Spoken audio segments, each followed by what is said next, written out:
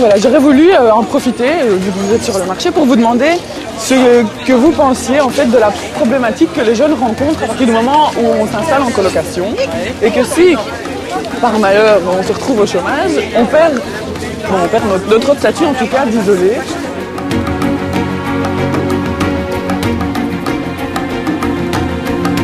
Un boulot j'ai étudié quelque chose de stable et voilà, c'est bien. C'est bien. Eh ben, que tout aille bien pour vous. Merci beaucoup pour vous aussi. Oui, merci.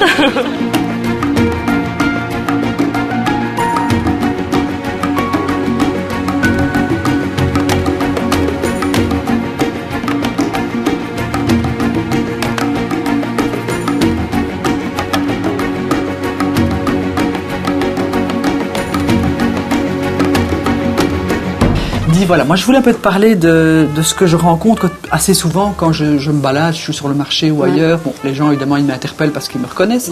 Et c'est vrai que bon, d'abord il faut un peu écouter ce que les gens ont à dire, et puis parfois ils viennent avec des questions sur lesquelles, certes il y a des propositions d'écolo et je peux évidemment assez aisément leur dire quelle est notre orientation, mais il y a quand même, je trouve, par moments des questions un peu nouvelles qu'ils posent et sur lesquelles je me demande s'il ne faut pas faire plus. Par exemple, bon, moi je vis à Schaerbeek, mais il n'y a pas qu'à Schaerbeek, où la cohabitation entre les différentes cultures est parfois un peu plus difficile que par le passé, et où j'entends des questions très très précises sur cette cohabitation-là. En matière, par exemple, d'enseignement, où je vois à quel point dans les écoles on a fait des efforts, les discriminations positives, etc. Mais malgré tout, on a un pourcentage d'échecs extrêmement important. Il reste là un vrai problème.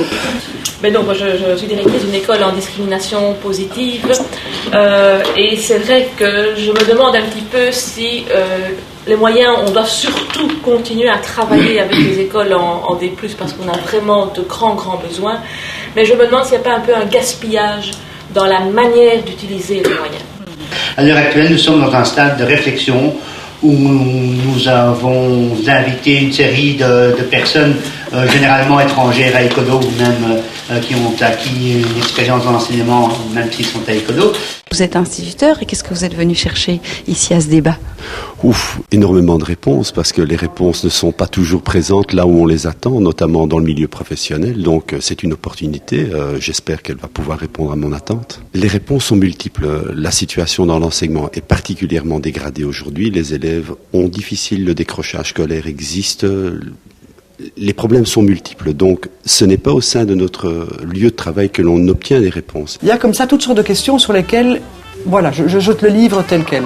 Oui, c'est vrai, tu as raison, on a dans nos programmes des choses pour y répondre, mais c'est vrai qu'on peut aussi constater qu'il y a ces nouvelles questions. Moi, tu en citais deux, moi je pense aussi par exemple à la question du logement, en lien avec toutes les recompositions familiales. Il y a de plus en plus de parents qui auront leurs enfants en garde alternée et qui auront besoin de trouver 2 logements pour loger leur famille. C'est déjà pas facile de se loger aujourd'hui à Bruxelles ou en Wallonie, et ici il va falloir trouver des logements chers avec un seul revenu finalement. Alors de nouveau en lien avec cette proposition familiale, moi je pense à toutes ces familles qui vivent seules et qui ont besoin d'aide pour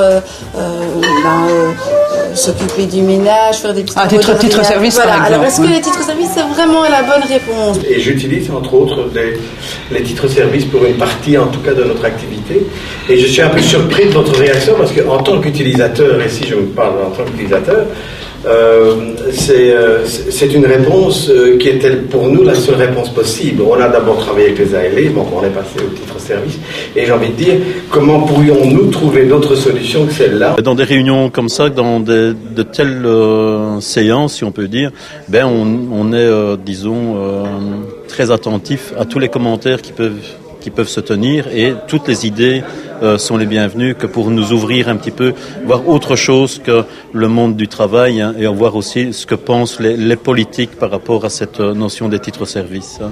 Là où le bas blesse, dans toutes les politiques de remise au travail, toutes les politiques pour les chômeurs, c'est qu'en général, on ne demande jamais l'avis des premières personnes qui sont concernées. D'abord, c'est un moment de rencontre intéressant, de pouvoir confronter les idées avec des collègues d'autres syndicats qu'on ne voit pas toujours, et des personnalités de la société civile et politique. Et puis c'est toujours intéressant pour nous de faire avancer nos propositions et revendications vis-à-vis du monde politique. Donc c'est un chouette moment d'ouverture aussi que vous nous offrez, de pouvoir exprimer nos revendications et nos positions sur sur une problématique importante pour nous qui est le développement des titres-services.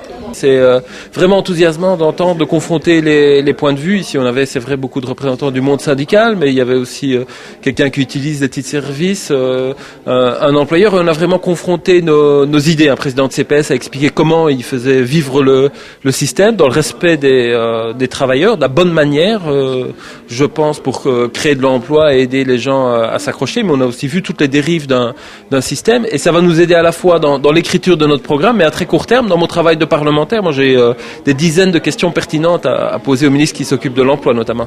Effectivement, ça vaudrait la peine comme ça de faire un relevé systématique des questions qui aujourd'hui méritent peut-être une approche plus précise et plus complexe. Mais oui, par exemple, moi je vois aussi, il y a aussi une génération qui est parfois un petit peu oubliée, qui est celle des personnes, et souvent des femmes d'ailleurs, qui sont à la fois encore au travail, en fin de carrière, qui ont à la fois des enfants, voire des petits-enfants, qui ont leurs parents âgés qu'il faut aider, etc. Et qui sont dans des situations parfois très compliquées de devoir mener à la fois toutes ces tâches-là finalement dans 4 générations, parce que les gens vivent plus longtemps. Tu sais ce qu'il vaudrait la peine de faire, c'est sur base de ce relevé de questions, réunir une série d'experts, des universitaires, des personnes qui travaillent dans les associations, les services d'études, les acteurs de terrain, en fait tous ceux qui ont aussi des bonnes idées, parce qu'on n'a pas le monopole de la créativité, les réunir et alors avec eux travailler vraiment très concrètement sur base de nos valeurs, de ce qu'on a déjà dans notre réservoir de programme, essayer avec eux d'élaborer des solutions un peu plus opérationnelles et plus immédiates. Ce serait un petit peu différent, mais un peu la même chose que ce qu'on a fait il y a quelques années avec les États généraux. Bon, là, on a plutôt ouvert un grand power de discussion. Ici, ce serait peut-être un peu différent, le même esprit, mais plutôt axé sur ces nouvelles questions-là. Voilà, avec des réponses qui soient fines, pas des réponses bateaux qui s'appliquent de la même manière à tout le monde. On sait qu'aujourd'hui, les problèmes se complexifient et donc il faut qu'on ait vraiment des réponses fines et adaptées aux réalités de chacun. On pourrait même inviter les locales et les régionales écolos à entrer aussi dans cette dynamique de relever des questions et de travailler avec les acteurs locaux pour identifier vraiment des réponses ajustées. On pourrait faire des séminaires, des tables rondes, des forums publics, pourquoi pas, des ciné-débats. Et alors on lancerait ça dès que possible pour que vraiment ces réponses puissent aussi en même temps nourrir notre renouvellement programmatique et en même temps nourrir le travail parlementaire, le travail de nos élus, de nos échevins. Oui, je pense que tu as raison parce que aujourd'hui et surtout après tous ces mois qui se sont passés où les gens sont un petit peu découragés devant la politique, c'est le moins qu'on puisse dire, je crois vraiment que venir avec des choses extrêmement concrètes, précises, qui sont adaptées à la situation particulière de cette tranche d'âge, de ces gens qui habitent dans tel type de quartier, qui ont tel type de revenus, tel type de problème de pouvoir d'achat, ou même parfois souvent qui me disent mais moi j'ai envie de faire quelque chose pour l'environnement, vous avez raison, mais je sais pas, c'est pas possible, j'ai pas les moyens, et puis d'ailleurs moi je veux bien bouger pour isoler ma maison, etc. Mais si moi je fais quelque chose, il faut aussi que les autres le fassent, sinon ça sert à rien. Oui, écoute, voilà, mettons-nous au travail, on va rencontrer les locales, les régionales, envoyer un signal pour les acteurs de la société civile et on se lance alors. En route.